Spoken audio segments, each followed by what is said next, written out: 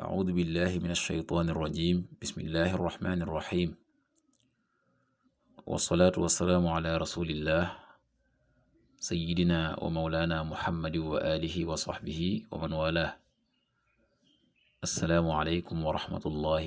وبركاته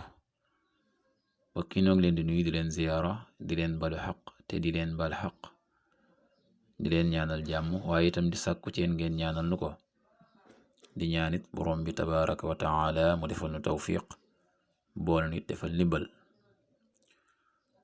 bokki nu dikkaat ak yéen ci xadiisu bis bi mu di xadiisul yawm niki nu ko baaxoo di ànd ak yéen bis bu jot seen mbokk Cheikh Mbay Seck di ko ànd ak yéen an abi saidin al qudri radiyallahu anhu أن النبي صلى الله عليه وسلم قال أوتروا قبل أن تصبحوا رواه مسلم أبو سعيد الخدري yàlla dolli ko ngërëm nee na yonent bi sallallahu alayhi wa sallam wax ne awtiru da ngeen witr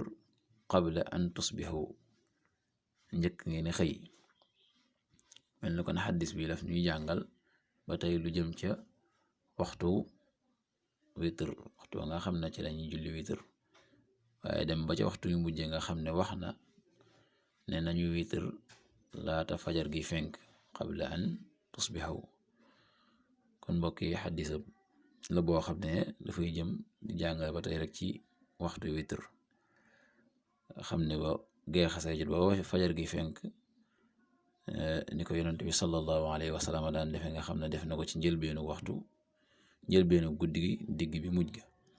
digle nag nu def ko laata fajar gi fenk yàlla nu yàlla defal tawfiq yàlla nu yàlla defal ndimbal in uridu illa al islaah ma stata'tu ma tawfiqi illa billah wassalaamu alaykum wa rahmatullahi wa barakatuh